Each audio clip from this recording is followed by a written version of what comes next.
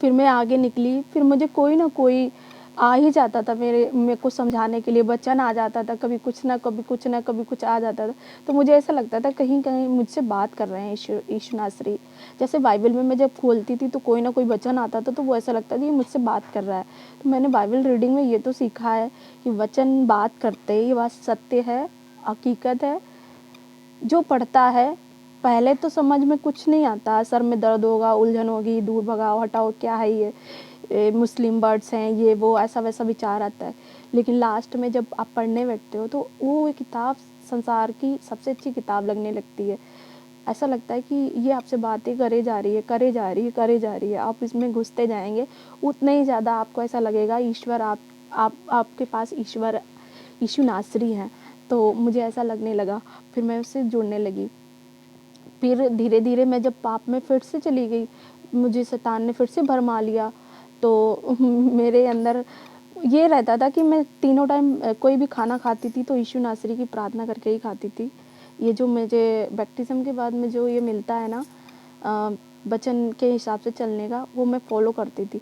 रात में रोती थी। फिर एक दिन मुझे मेरे बच्चे की बहुत ही याद आ रही थी। तो क्या हुआ, अचानक से मुझे एक भैया हैं वहाँ के पास के ही ससुराल के, तो उनकी आईडी में गई, सर्च किया अपने पति का नाम, पति की आईडी में गई तो पति की आईडी में अपने जेठ का नाम सर्च किया, तो देखा उनकी आईडी में मेरे बच्चे का फ़ोटो पड़ा था। उसी रात को मैंने परमेश्वर से कहा, परमेश्वर मैंने अपने बच्चे की शक्ल नहीं देखी है, क्या आप ऐसा नहीं कर सकते कि मैं अपने बच्चे को देख पाऊँ। तो ऐसा मेरे विचार आया, मैं जैसा जैसा मेरे विचार आता रहा मैं वैसा वैसा करती गई, और आईडी में अपने बच्चे को देखा, मैं खुशी से पागल हो गई। मैंने कहा सच में ईश्वर है। मैंने कहा कि मुझे मेरा बच्चा देखना है, तो उन्होंने मुझे मेरा बच्चा दिखाया। अब भले कि चल नहीं पा रही हूँ, लेकिन मेरा पूरा विश्वास है कि मैं एक दिन चलूँगी और परमेश्वर मुझे अपनी रीति से उपयोग करेंगे और मैं उनके काम में उपयोग करी जाऊँगी और मेरा जीवन सफल होगा। मुझे विश्वास है मेरा बच्चा भी मुझे मिलेगा। आज भले ही दुख उठा रही हूँ, पर फिर नहीं रोने को मिलेगा। ईश्वर की बाइबल में यही लिखा है, श्री नासरी की बाइबल में कहते हैं जो दुख उठाते हैं वो सुख पाते हैं। ये तो संसार की कही हुई बातें हैं जिन्हें मानना पड़ता है। दुख तो मिलता ही है, लेकिन दुख तो शैतान देता है। ये मुझे आज पता चला जब मैं बाइबल पढ़ने लगी, जब मैं समझने लगी।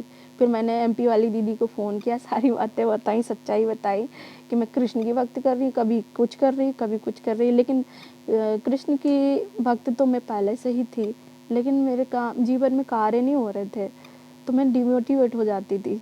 लेकिन अब मैं बहुत खुश हूँ। एक दिन मैंने कृष्ण और यीशु को एक ही में दर्शन देख लिए, तो मुझे समझ में आ गया ये सब उनका ही खेल है।